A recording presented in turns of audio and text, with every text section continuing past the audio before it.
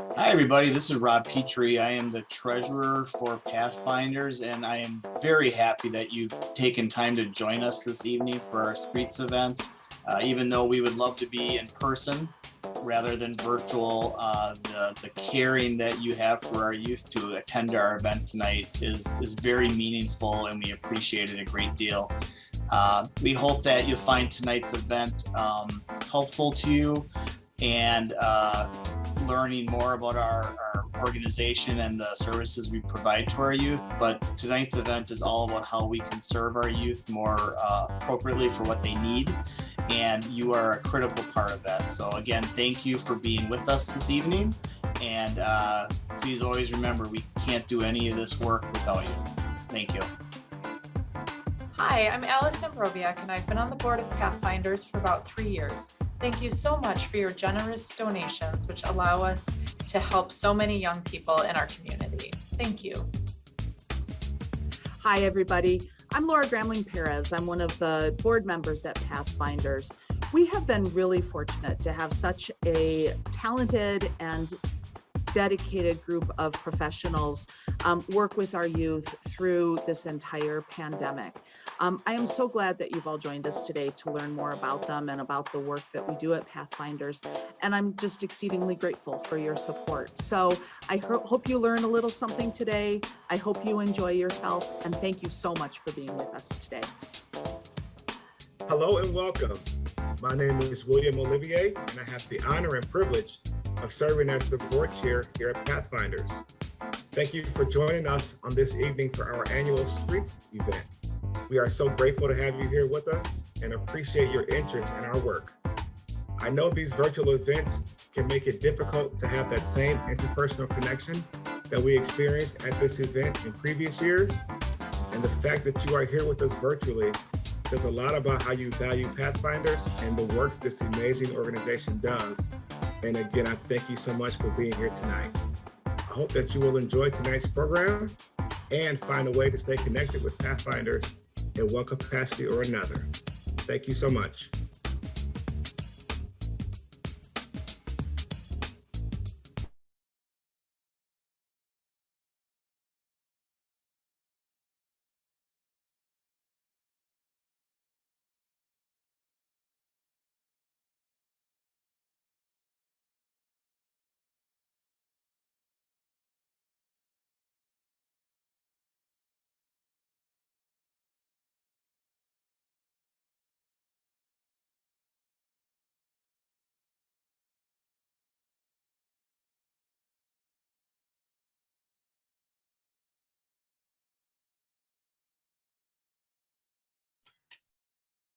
Hello again. I just found out I was muted. So welcome to live events. Good evening, everyone. This is Tim Bach, President and Chief Executive Officer here at Pathfinders. And let me join our board of directors and the videotape sessions that you were just watching. Let me join them in welcoming you to Streets 2022. This is an important evening for us as an organization. We hope you find it informative. I hope you also find it inspirational. Let me take just a moment to again thank tonight's sponsors for Streets 2022. This event would not be possible were it not for their commitment and their generous support. Here at Pathfinders, our mission is to empower youth and change lives. And we do that each and every year for thousands of young people and their families. And that work that we do, which is ever so more important here in our community, we do that because of your generous support. So we thank you for that, and we hope you have an opportunity to, as I said earlier, learn a little bit more about the work that we do through a series of videos that we taped prior to tonight's live event with some of our key staff and partners. And just a note about that, being respectful of your time, you have been generous in your support and in your time. And just to give you a heads up, the videotape portions do run a little bit longer than our expected end time of 6:30. So if you can hang in a little bit longer with us, we'd love to have you catch the full series of conversations and discussion throughout tonight's event. While you're watching the videotape portions that are about to begin, please use the chat and let us know of your thoughts or any questions that arise. I'll be rejoining you as we wrap up tonight's evening and answer any questions or see what may have surfaced while you're watching the videotape portions, which are about to begin. So without further ado, let me turn it over to my esteemed colleague, Renee, and she'll kick things off with our videotapes portions. So we'll see you in a little while.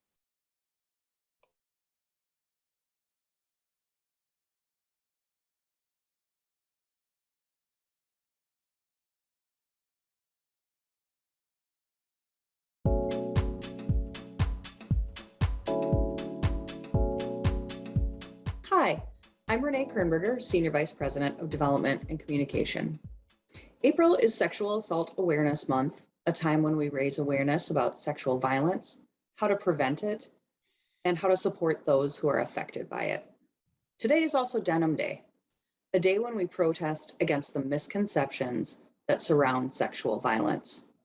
In honor of this, we're going to talk about our anti-sexual violence work at Pathfinders. Tricia, your team specifically works with youth and young adults who have experienced sexual abuse, exploitation, and trafficking. What are some of the common types of support that young people look for from your team?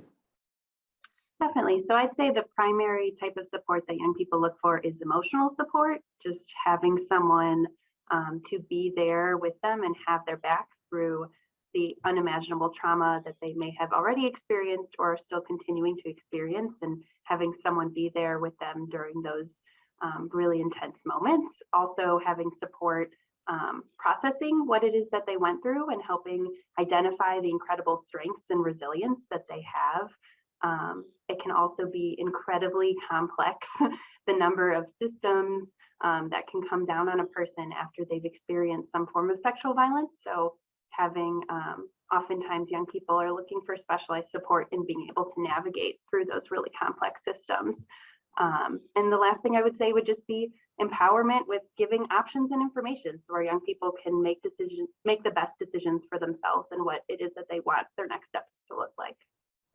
That's great. Those are really, really good reminders of what young people are sort of facing when it comes to this. Are there any particular vulnerabilities or risk factors for young people that make them a little more of a target for being sexually exploited?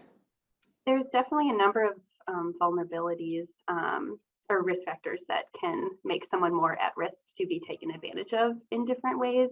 The two biggest ones that we see the most often are if a young person has experienced violence, especially sexual violence, but any kind of violence in their home or in the place that they're staying, and they're either fleeing from that situation or that's a part of their history. And also kind of connected to that sometimes is if young people have survival needs that they need to be met, they may be more at risk to do things or to be in situations that they would not normally be in because they are trying to survive. And we see that the most when young people have unstable housing or are homeless. I was going to say, what are some of those? Yeah, what are some of those survival needs that they might be looking for? Definitely a place to stay is the number one thing that we see in Milwaukee. Also, if people need food, if they need money, a ride, a cell phone bill, which is a lifeline to a support system to be paid, different things like that. That's great. Tim, that brings us to sort of that intersectionality. You know, Tricia talked about that housing piece being a really critical indicator of vulnerability for young people to be exploited. Would you talk a little bit about that? Sure. Yeah, we at Pathfinder see the issue of intersectionality come up over and over again in the issues and challenges and needs that our young people present to us. I mean, you know, Tricia framed it very well in terms of survival needs. We often sometimes refer to that synonymous with basic needs. When people are struggling to get their most basic needs met, food, shelter, clothing, safety, that puts them in a particular vulnerability for others seeing that and taking advantage of that.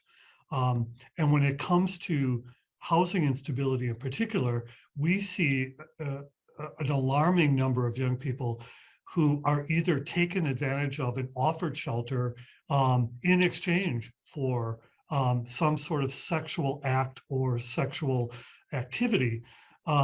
Or we see young people having to resort to those kind of means on their own in order to find the resources to get their basic needs met.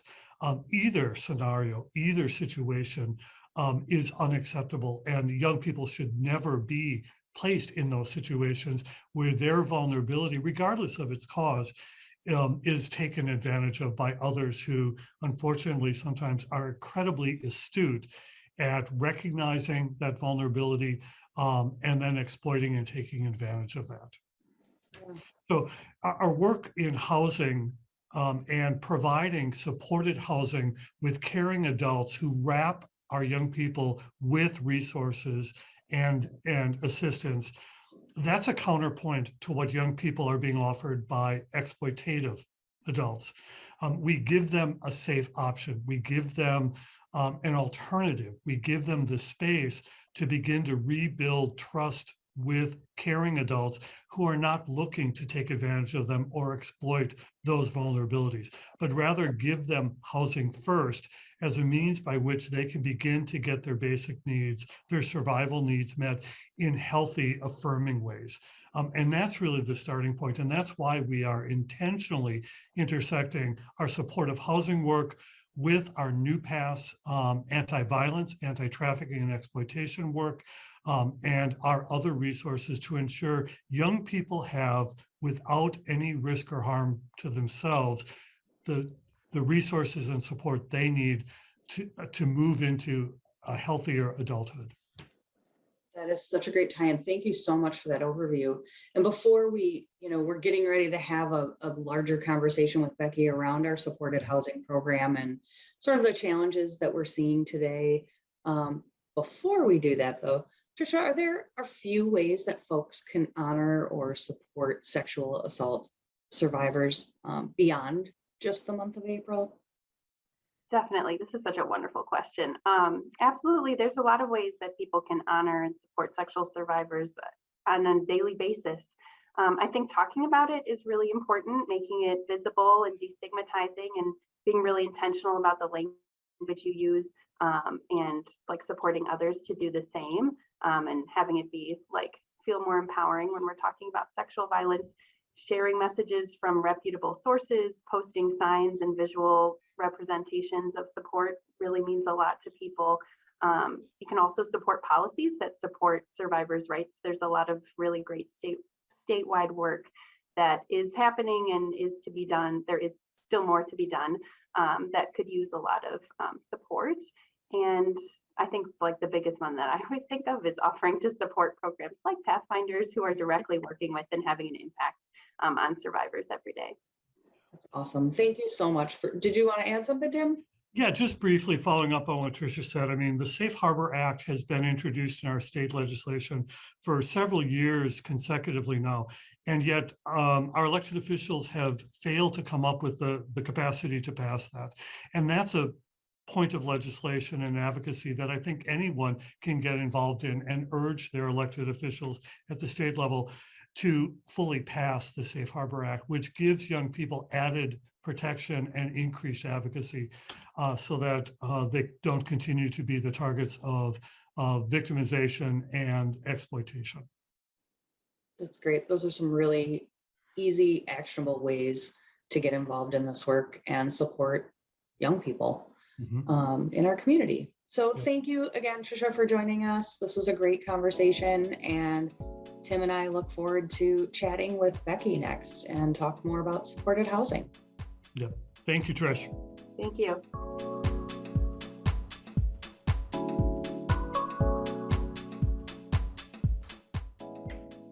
Becky, thanks for joining us as we take this deeper dive into our supported housing work tonight. First, I want to take a moment to discuss Milwaukee County's homelessness work and some recent news stories that many of us have seen. Milwaukee was recently recognized by the U.S. Department of Housing and Urban Development with having the lowest unsheltered homeless population of any community per capita in the nation. This is a wonderful accomplishment, and it can be a bit confusing. Tim, what exactly does this mean in terms of our community's overall homeless population? Well, you're right, Renee. It is an amazing testament to the collective work that our community has been engaged in over these many years. And you're also right that it's incredibly confusing to a lot of people. And I can't tell you how many folks have approached me and said, isn't that amazing that you've ended homelessness? The reality is, unfortunately, we have not ended homelessness. We've made great strides in ending chronic homelessness. And that's a very specific group of individuals who have experienced protracted long periods of homelessness. And that's really where a lot of our community resources have gone. But we have not, unfortunately, ended homelessness here in our community. It's something we are all working diligently to achieve.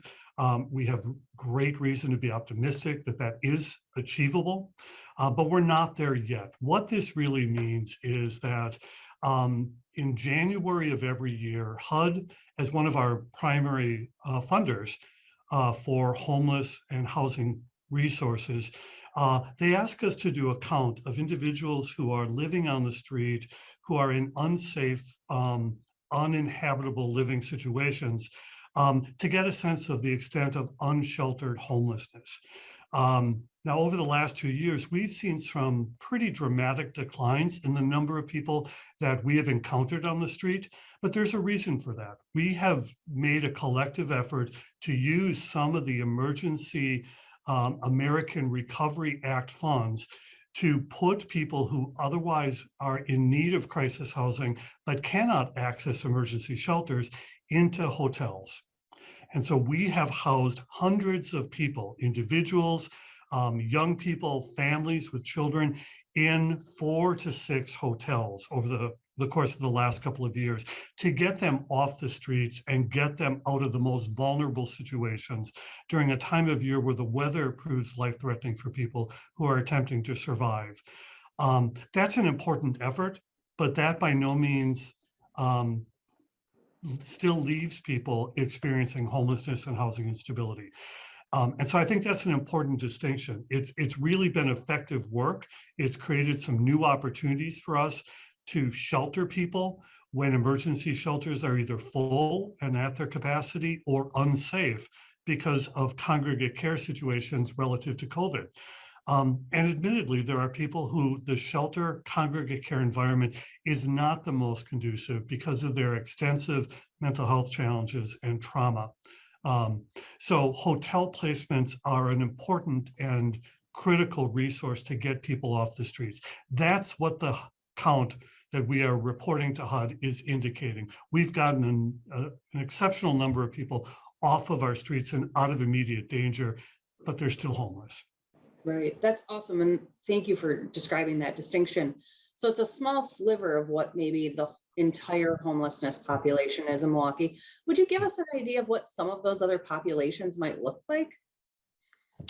Sure, HUD really focuses and asks communities like Milwaukee to prioritize our available resources to those who are literally homeless. It's what's sometimes referred to, and I'll get a little jargony, but category 1. Those are the most vulnerable individuals. And so our coordinated entry system, our housing screens and assessments, they all try to determine who is the most vulnerable in our community and prioritizes them accordingly to get the limited and available resources that exist. That leaves an awful lot of people out of that equation and out of that prioritization. We work with a lot of young people who are technically in what HUD calls category 2. Those are young people who are precariously housed, who are doubled or tripled up. They are house hopping, they are couch surfing, they are sometimes being exploited sexually or otherwise to get their housing and basic needs met. Those are the precariously housed. Those are the individuals at imminent risk of homelessness. And unfortunately, because there aren't enough resources that exist to house everyone in need of safe and stable housing, we prioritize those who are literally homeless. That leaves out by and far the vast majority of young people that we here at Pathfinders are working to safely and stably house and support. Yeah, I think if you're not in this work and you're not, a policy wonk or someone who's really diving deeply into this work. I think what you described, certainly to me, and I'm sure to most people watching and participating in our work, would think, yeah, no, that's also homelessness. If someone's staying in their car, or if someone's maybe staying here for a few days and there for a few days and sort of cobbling that together, they're not safely and stably housed. They're not housed. So I think it's so important when we're talking about this work. There are certain definitions that are very much based in government. So, so that leads us to believe something different sometimes than what it really is. So Becky, when we talk about this entire homelessness bandwidth, how many young adults age 25 and under have gone through that housing needs assessment that Tim just spoke about and are currently waiting for housing support? We know that as of today, there are approximately 240 young people who are currently awaiting housing. Now that includes young people who've reached out to 211 and are already on the coordinated entry wait list through the county. It also includes the young people who've come to Pathfinders to complete that assessment or who've reached out to our housing staff. What I think is notable about this group of young people is that these are not young people who anticipate a housing need or think that they may need housing support in a couple of weeks or a couple of months. These are all young people who need housing support now and are young people who are experiencing a housing crisis currently. And so they've reached out to say, I need support as soon as possible. And I think it can be very hard for providers across the system to recognize that these young people are going on a waiting list. And it's very challenging for us to say when, if ever, they'll be able to receive the support that they need and deserve. Yeah, and just a couple weeks ago, this list fluctuates a little. Like 3 weeks ago when you and I talked, we were up around 300. So tell me a little bit about that. This list does change and ebb and flow, and this is something you and I talk about regularly. And what might some of those reasons be? It does. The number of young people on the wait list change nearly every day. Thankfully, some youth come off of that list because they find housing or because they leave Milwaukee County and are no longer eligible for those services. Sometimes it's that young people are just, we haven't been able to find them. And after a number of attempts, their category changes on that list. So they're not actively on the list as individuals that we anticipate being able to reach and to contact. So that number certainly does fluctuate. I think, unfortunately, we're pretty confident that that number is going to continue to rise for a while, particularly after the pandemic that we've all experienced. The need has increased for sure. And I think we haven't even recognized how deeply impacted the young people in our community have been, both from a housing standpoint, but even from a financial standpoint, which will eventually affect their housing stability. Tim, is there enough funding resources in our community to house all of these young people? The short answer is no. We use the number of 300 young people on waiting lists because that's what we see most frequently. As Becky just mentioned, there is an ebb and a flow that occurs on that wait list, both the coordinated entry wait list and then the waiting list that we keep internally as well for some of our specialized programs, for example, youth aging out of the foster care system and at high risk of experiencing homelessness as young adults. But I also think that number is a conservative number because there's an awful lot of young people that haven't even been screened in. They hear that there are no housing resources available to them. They are left, they think, to fend for themselves. And so we know the need is much greater than the actual numbers tend to reflect. And there has always been a challenge of trying to prioritize the individuals and families in our community who are most vulnerable with the actual level of need that exists. We're seeing a coming together of factors that are of great concern to us when it comes to the economic crisis, the moratorium on evictions ending, high rates of inflation, low rates of employment with livable wages, All those things come together to create a situation here in Milwaukee that is particularly troubling relative to the lack of housing that is affordable for the people who need affordable housing. You need a living wage to be able to afford housing, and we're seeing housing costs continue to climb. Now, granted, here in Milwaukee, housing costs are nowhere near what they are on the East Coast or the West Coast, but that doesn't mean it's affordable to the people who are experiencing housing instability and homelessness. And I think that's something that often gets missed in the conversations about what do we need collectively as a community to really effectively end homelessness and prevent it wherever possible. And that requires additional resources and collective community will to prioritize this issue for anyone experiencing homelessness or housing instability. And for us at Pathfinders, our youth and young adults who are in those precarious situations. Yeah. You know, as leaders within this organization, the three of us regularly talk about challenges that the organization is facing, and those challenges have certainly changed throughout the pandemic, as you both talked about a little bit. But, you know, I'm reading news stories on a local and national level about eviction rates. And I'm wondering, Becky, what impact has the end of the eviction moratorium had on our housing program and on our young people? So thankfully, I can say that none of the young people who are participants in our housing program currently have experienced an eviction. I would say that that's very much due to their connectedness to our team and the hard work of the supported housing team. So we're very, very grateful to report that.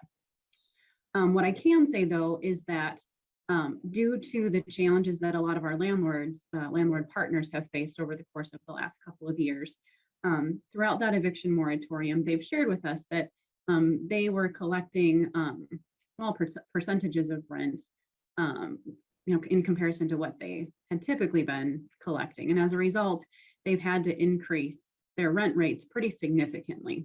So of course, that has impacted young people in our community who are not a part of our housing program at all, and who have come to us saying, I can no longer afford my rent on my own, I'm really struggling.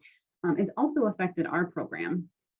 In the sense that many of our funders, particularly some of our local funders, have said, you know, this is what we've kind of allotted for you. This is what you've stated you think your rent costs are going to be over the next couple of years. And pretty quickly and dramatically, those rent rates have changed. Sometimes for a 1-bedroom unit or a studio going up $100 a month. So it's a pretty dramatic change. I would say that that's been the greatest impact, sort of an indirect impact of that eviction moratorium on our youth, but it has certainly affected our program. And we're very intensely feeling those rent rate changes. That certainly impacts our budget on a day-to-day basis. Mm-hmm. And it gets to why philanthropic support is so important, because it gives us that flexibility when, you know, we can anticipate some things, but these changes that they're really the reverberations still that are happening because of the pandemic. And we don't know how this will all shake out, but that's why support is so, you know, flexible funding support is so important to our work. But you bring up a great point, Becky, about, you know, landlords and property owners have been incredibly impacted by the moratorium. And these relationships are so critical to our young people being housed, as you just talked about. Is this why we've invested in our housing staff, you know, whose primary focus is managing those relationships with landlords? Absolutely. There's, you know, it's certainly, we can't go without saying that as a housing program that doesn't own property of its own, we are very much reliant on landlord partners who understand the work that we do, are committed to ending youth homelessness, believe in what we do, and trust us to do the work that we know how to do as partners. And so we are very much reliant on our landlord partners day to day, making sure that our young people have desirable places to live and that those places feel really safe and comfortable for our youth. So over the last couple of years, we have hired 2 staff people, both who are doing phenomenal work to make sure that our landlord partners feel really connected to this work and understand that they are a part of the bigger picture here in working to end youth homelessness in our community, and to make sure that their needs are met as well. Of course, our case managers, we have a really talented group of case management staff that focus on our youth's needs and making sure that our young people feel connected and safe and comfortable with us. And like I said, our housing specialist and our manager of operations and partnerships really focus on the landlord partnerships and making sure that those individuals also feel connected to work. That's great. Tim, would you talk a little bit, I think another question sometimes folks have is that Becky just brought up, we do single site housing, a single site housing model, right? Or a scattered site housing model, not a single site housing model. So would you talk through a little bit of that? Why, a lot of folks are like, oh, you must want to buy a building. Yeah.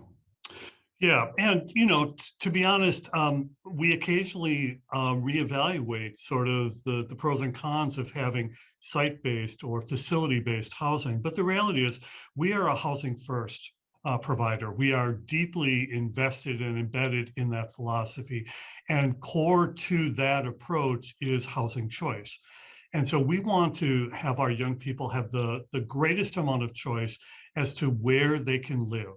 And for those places to be safe, to be accessible, to be comfortable, and to be where young people want to be in our community. Facility or site-based housing doesn't afford that level of choice.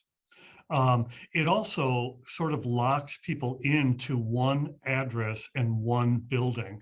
And if something isn't going well, it doesn't allow a lot of flexibility. I think one of the hallmarks, Becky mentioned this earlier, that we're exceptionally proud of the fact that none of our young people have faced evictions during this housing crisis.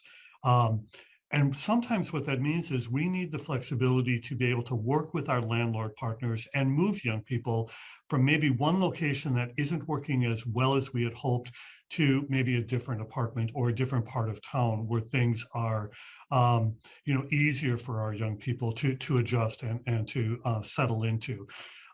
That's an important piece of housing first as well, that there be flexibility so that eviction prevention is really successful. And young people feel supported and cared for as they continue to learn what it means to be independent and to live within a broader Milwaukee community. That's a really important part of the approach that we take. There is a role for site-based or facility-based housing. It's just not necessarily the best fit for the diversity of young people that we serve each and every year. Sure.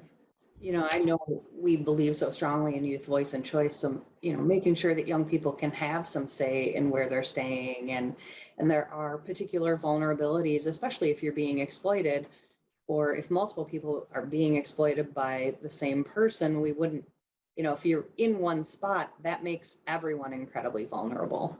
So those are some challenges that are different about our work that maybe other organizations don't face quite as much. Mm-hmm. Yeah, absolutely. I would agree. Yeah. Becky, you've talked a little bit about, right now in this moment, especially where we're at in the pandemic and that landlord fatigue. You've spoken about it and how the last couple of years were rough for them. And I think about fatigue a lot as being another one of those side effects of the pandemic that maybe isn't being voiced a lot. Would you describe what fatigue and languishing might look like for our young people and for the housing team in general? And then Tim, would you share a little bit about sort of fatigue that might be experienced more broadly across the organization? Mm-hmm. Yeah, Renee, you bring up a really good point. I think so many of us were eager to get to the end of the pandemic and thought that we might experience some relief and then something was going to feel different in the near future. And unfortunately, that hasn't been the case. Both our staff and our young people have continued to feel the impact. There really is, there's just sort of a generalized exhaustion across people. Our team, as I've mentioned, it's an incredibly committed group of individuals that give so much to the work. And they're certainly feeling, they're feeling that tiredness. I don't believe that the work has suffered, but I think our staff are feeling it. And so we've really stressed, especially in the last couple of months, self-care and care for each other and doing what we can to really be supportive of each other so that we can support our youth.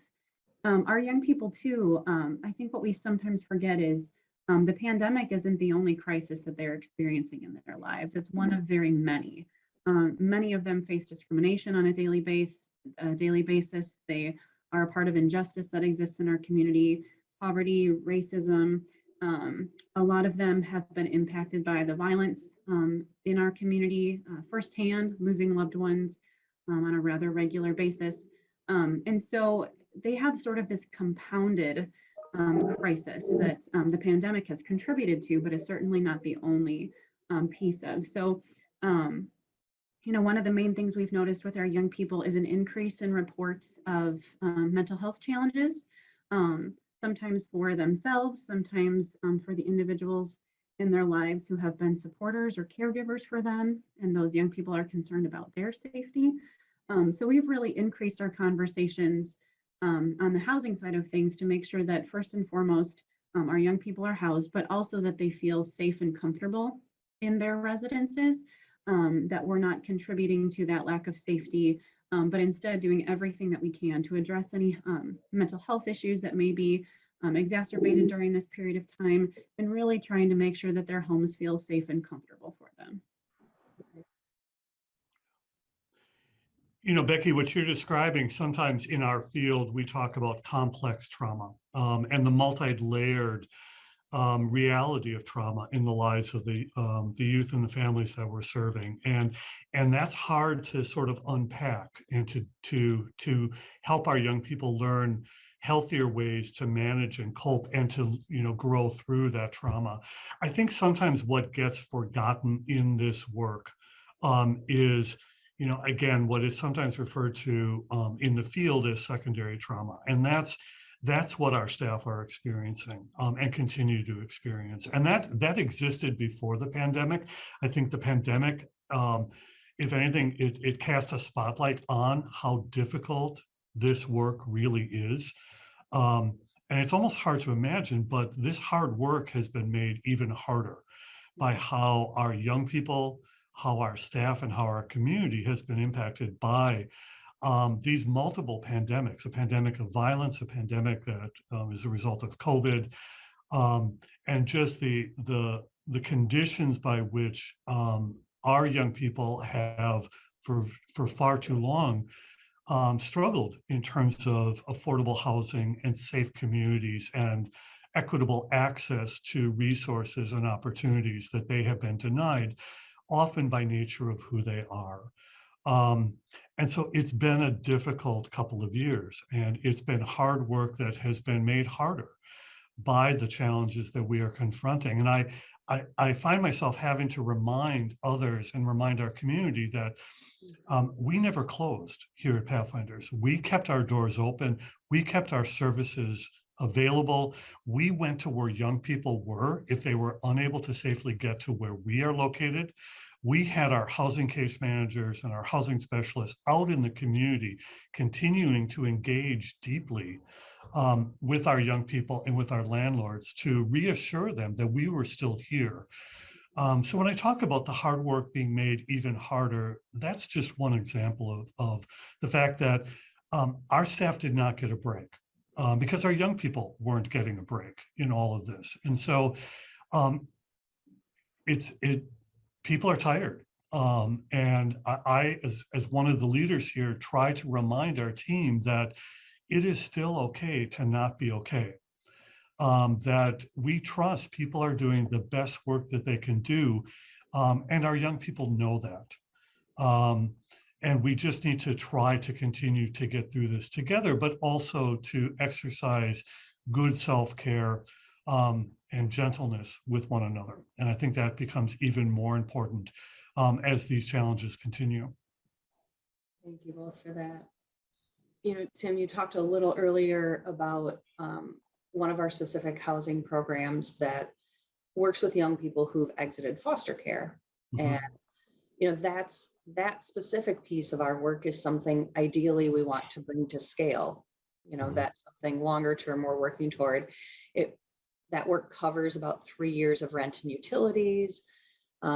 It also provides intensive case management to help young adults reach their academic and or employment goals, as well as their social and emotional well-being as they go through this journey towards stability.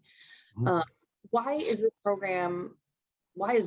the program you want to bring to scale, Tim? Well, let me start off by saying, we focus oftentimes so much on the housing that we provide young people, because that's really meeting an essential basic need. And it also reduces the risk of harm and vulnerability and exploitation that many of our young people experience in their efforts to try to get their housing needs met on their own. But I think sometimes what gets missed in that is the supported piece. And that's where our staff and our intensive services that we wrap around young people to not only ensure that their housing remains safe and stable, but that they have opportunities to advance their education or complete their degree, that they have improved access to employment with the opportunity for a living wage, that their trauma is addressed, that their mental health needs are met more effectively, that they have positive caring connections with responsible and supportive adults, that their social and emotional well-being is attended to. That's the supported piece of our supported housing. And we have a unique and critically important opportunity to end a lifetime of homelessness for so many of our young people. Our model of housing for youth aging out of foster care has now been expanded to other populations of young people, where we really use that intensive supportive model to ensure that holistically, young people are launched into adulthood in ways that help ensure their safety, their well-being, and their independence, so that they don't need a lifetime of support from organizations like Pathfinders. This is a critical moment in the lives of young people. You cannot end homelessness for adults unless you end homelessness for young people. This is the moment where we have the opportunity to change the trajectory of our young people's lives. And this is the way that it can be done. Looking at the data, we were just talking about this the other day, that of the young people served in our PATHS program, which is the component where youth aging out of foster care are given support, 2 out of 3 young people have graduated successfully and no longer need lifetime support. They no longer need the assistance of our program. They have launched successfully into adulthood as a result of the intensive care and support we provided them.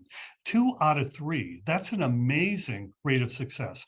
And for the remaining third, their needs continue to be met because of significant trauma or mental health challenges that we help link up with longer term community resources so that they can continue to be safely and stably housed. And they show great promise in also eventually not needing a lifetime of support. That's an amazing rate of success that our young people are experiencing.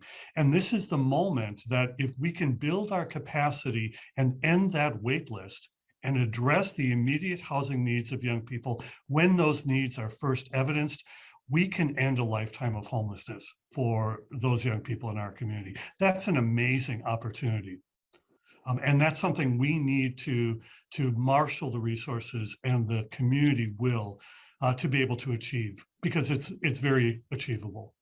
That's wonderful. That really feels hopeful. I mean, we're talking about some really tough stuff where we're all still feeling effects and living with this pandemic, this COVID pandemic, and certainly a community-based violence pandemic is also something we're experiencing.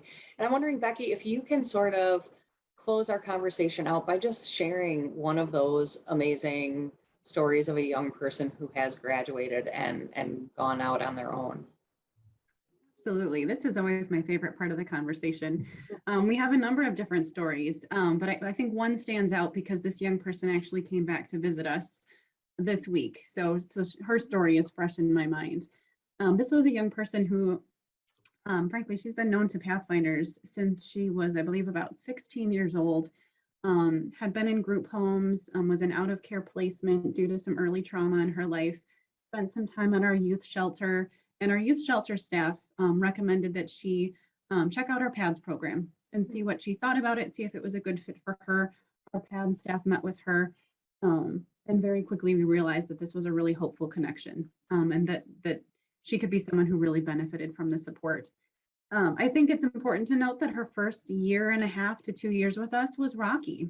It was very clear that she was not sure where she fit and what she wanted for herself in her life, what she wanted her future to look like.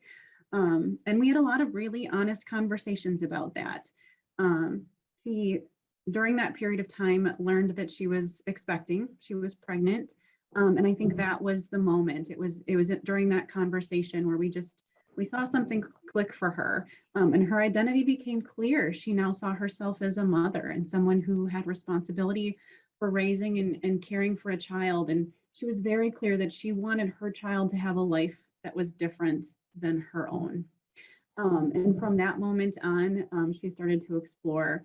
Of course, she first participated in some parenting courses and things that prepared her very, very well for the birth of her child. And she is an exceptional mother with just a wonderful, sweet, loving daughter who's now a toddler. She explored schooling for herself and childcare for her daughter, found her self-employment in a place where she could still spend time with her child and be available. This young person did move on with a housing voucher post-graduation that, now that we're in a couple of years into it, we're realizing she's not going to need much longer. She needed a period of time where we're beyond our care and support. She sort of had a trial run at being able to do it on her own. And she's proven to herself that she's ready, that she can do it. She's continued to live on her own independently in the apartment that she found with us a couple of years ago. It's still a very good fit for her and for her family. And we're so incredibly proud of her. It's not uncommon for our young people to come back and visit every once in a while. I have to say that there's benefit for our young people in that, but certainly benefit for our team as well.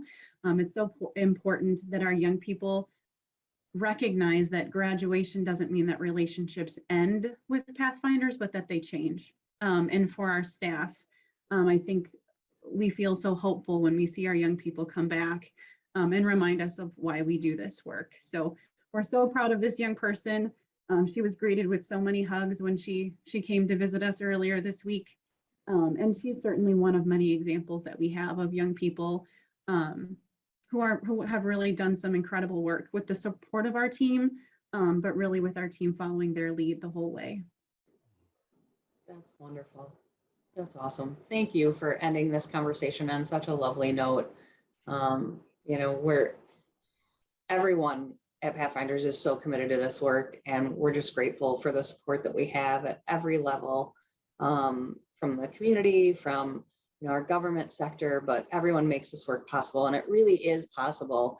I think at some point to imagine that we can have a community that experiences, a lifetime of housing instead of a lifetime of instability. So it's really wonderful. Yeah, I think, Becky, the example you just gave of this young woman is a testament to our mission of empowering youth and changing lives. And what is more transformative than a young person who becomes a healthy, happy young parent with stable and safe housing and a future of independence and interconnectedness with caring adults? I mean, that's just an amazing testament to the work that you and your team do, and that staff throughout the organization do, because of the support that we receive from our donors and good folks in the community. So yeah, I agree, Renee, that's an amazing way to sort of end this portion of our conversation. So Becky, thank you for sharing that story of success, so to speak.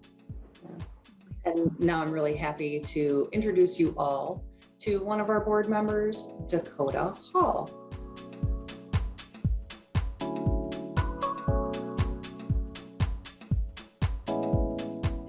Good evening. My name is Dakota Hall, and I'm a proud Pathfinders board member.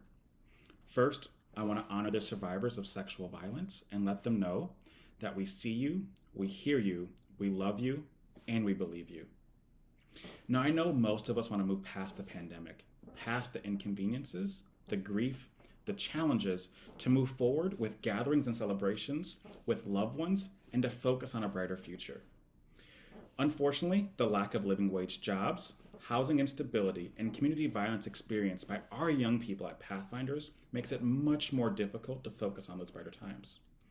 Young people come to Pathfinders every day looking for a place to breathe without fear, looking for support and love, and looking for a safe space to address mental health, housing, sexual violence, and basic needs.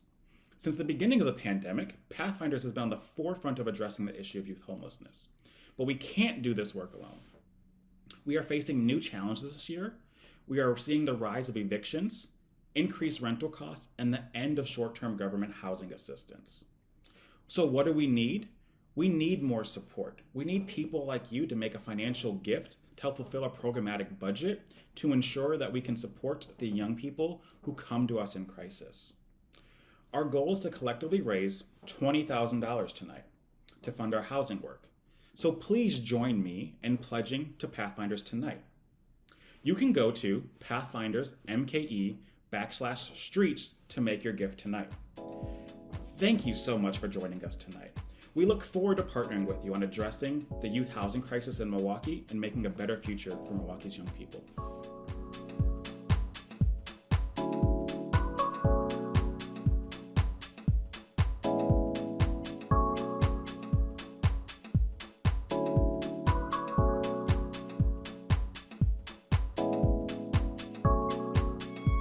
Now on to one of the highlights of tonight's Streets event.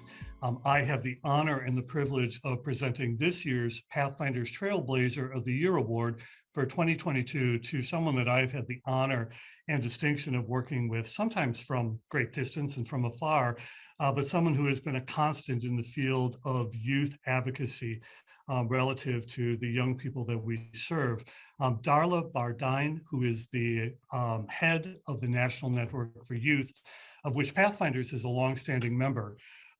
She is at the front line of this incredibly important and oftentimes exceptionally challenging and difficult work. And she brings to this work, from her position with the National Network and her positioning within our nation's capital, a really unique and important perspective and access to the work that we do.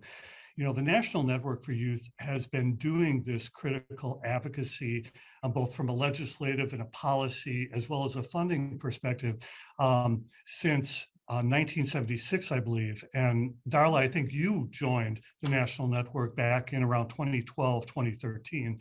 So, you know, we are always, as a member, paying attention to the alerts, the notices, the things on the docket that the National Network is looking toward in terms of influencing public policy at the federal level, looking at the funding picture, and really giving voice for young people, a population and a community that we often don't see represented and given proper prioritization in the workings of our federal government and the politics that present itself in DC. So first off, congratulations. This is such a well-deserved honor for you, given your exceptional work. And I'm just curious if you could sort of just begin by sharing with us, from your perspective, you know, what is National Network for Youth prioritizing? What's most important in the work you're doing now? Sort of give us that national big picture perspective. Well, first of all, Tim, thank you so much. It's such an honor to receive this award. And you're right, there is a lot going on always at the federal policy level. And I would say it's been particularly challenging over the past few years to do the work that we do at the national level. We are on a mission to transform systems so that no young person in America experiences homelessness. For us, it's really important to do this work by centering young people with lived experience of homelessness, as well as partnering with our member network, organizations like Pathfinders, like yours, as we seek to transform policies. You know, what we've really seen happening in communities across the country is that they continue to struggle to meet the needs of youth experiencing homelessness and human trafficking. Mhm. Unfortunately, many youth continue to become ensnared in harmful systems instead of being provided with the community-based support and services that organizations like Pathfinders provides. You know, there was a recent Government Accountability Office report, which I was probably one of 5 people that actually read it. I did too. I did. Too. But it is an independent, research that's done, and it really was examining, HUD, the U.S. Department of Housing and Urban Development, and U.S. Department of Health and Human Services response to youth homelessness. They were really examining it, and it was 2 years of research, and they found that, in particular, minors, so young people under the age of 18, have a severe lack of housing and service options. Obviously, not all young adults, young people 18 and older, not all young adults have their housing and service needs met, but minors in particular are suffering. And that actually most American communities don't have any housing and service options at all for young people under the age of 18. So that's definitely become a big priority for us at the National Network for Youth. We knew that there were a lot of issues for young people under the age of 18 that are unique. Often there are, parental signature requirements, ID and valid government responses. There's just a lot of barriers that young people underneath the age of 18 face. From your vantage point at the national level, what do you see as some of the most critical issues as we continue to sort of, I hope, move out of the depth of the pandemic and move forward, not knowing necessarily what the future even holds? But what are you seeing, and what, at a national level, what do you think are sort of the issues at play here? Yeah, great question. I think it's pretty clear that the pandemic has exacerbated, national crises that existed, long before the pandemic. But I think now it's harder for us to ignore them, and so I think the housing crisis, the homelessness crisis, the affordable housing crisis is even more apparent. It's more, I think, in the minds of policymakers and the media. It's also clear, Black youth have been especially deeply impacted by the pandemic, particularly in areas of housing, as well as LGBTQ+ youth. Also, we've definitely been seeing, serious mental health needs among young people throughout the pandemic, and even, persistent, as well as education deficits and career pathway deficits as a result of the pandemic. And, we've seen a significant influx of federal funding, crisis, COVID relief packages, but we've also seen very few of that, very small percentage of those resources actually being targeted to young people. By and large, those resources have been targeted to adults, not to youth in general, and certainly not to young people experiencing homelessness. I think our biggest wins were when we got $25 million for the Runaway and Homeless Youth Act program, kind of crisis funding to existing grantees, the $800 million at the U.S. Department of Education to kind of expand the McKinney-Vento education program so that they can hopefully contract with community-based organizations and schools to really provide comprehensive services. And then some expanded tax credits for homeless and foster youth. That's really where we saw some of the biggest wins in federal policy. And, continue our fight against the HUD definition, as you talked about, because we really don't think HUD's current definition or approach to homelessness is taking a public health or wellness approach. It really does require someone to be sick and homeless for a long time before they're eligible for services. We really think there needs to be a much more increased focus on prevention and early and crisis intervention. We should tell nobody that they have to go sleep on the street for a specific number of days and put themselves in harm's way in order to be eligible for the housing and services that we know that they need. So it's definitely not a public health approach at all. And it's certainly not, a youth appropriate approach that HUD is taking. We've had some successes, obviously, with the Youth Homeless Demonstration Program. One of the biggest successes with that program is that funding remains going to that COC for youth after the grant ends. So it does become kind of a set aside, which in some sense is is more of the success than the demonstration project itself. Absolutely. Yep. And we've had other success through, appropriations report language where young people aren't supposed to be required to have third-party documentation to prove their homelessness status.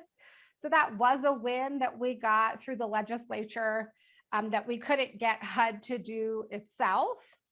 So we'll keep fighting and pushing. We think it makes common sense that there's kind of one unified definition of homelessness across all federal programs.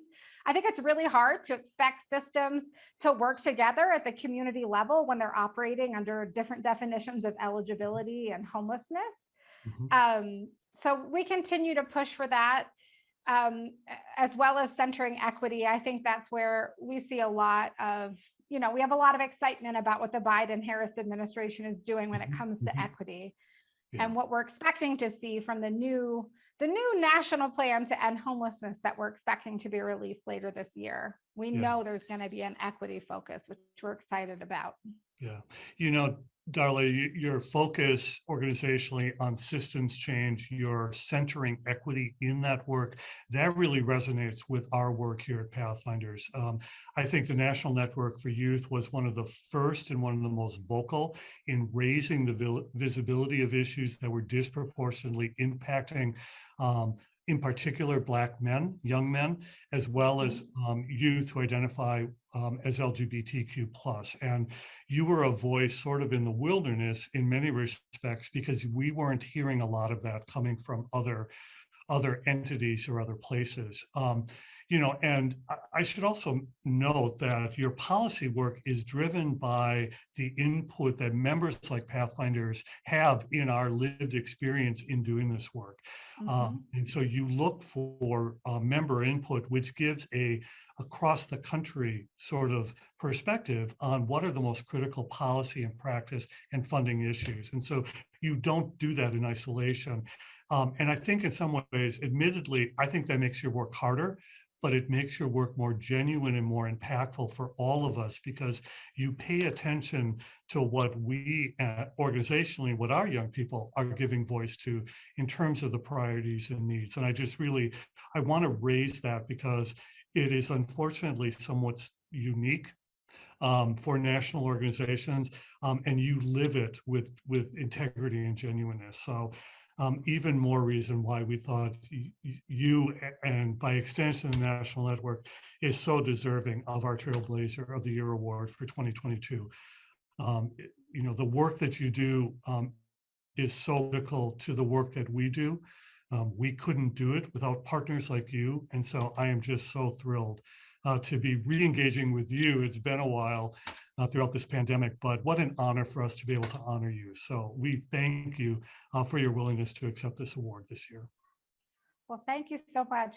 The honor is all mine. I feel like I, plug away every day, advocating for policy, wondering if we're making a change. So it's really appreciated and truly grateful to accept this award on behalf of the National Network for Youth. All right, wonderful. And I look forward to seeing you again at some point in DC. It's been too long and I look forward to that. So yes, me too. Hopefully this year. All right, fingers crossed. Yeah. Thank you so much, Darla. Take care, Tim. Thank you. All right, we'll see you soon. Okay.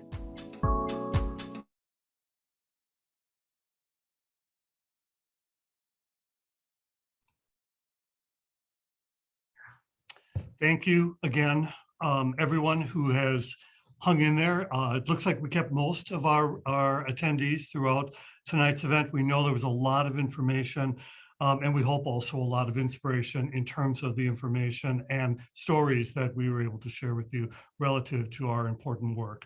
I just want to, again, do a shout out and a thank you to tonight's sponsors. Again, this event would not have been possible were it not for their support. So we want to, again, acknowledge and thank all of the good allies and companies and individuals who helped underwrite the cost of tonight's event. Also, it's worth noting, April is the month each year where we recognize and value the work of our many volunteers. So Volunteer Appreciation Month is in April. And I would be remiss if I didn't acknowledge and thank all of the good folks in this community who give of their time as well as their talent. And certainly to all of you for giving us your donations and your treasure. Again, we have a goal tonight of $20,000. That may seem somewhat modest, but it's important nonetheless, because it makes sure that we continue this good work with the good folks in our community. So if you can, please make a contribution to pathfindersmke.org/streets. Again, I want to thank everyone for joining us and for your ongoing commitment and dedication and support. So take good care, stay safe, and we will hopefully see one another again soon. Good night.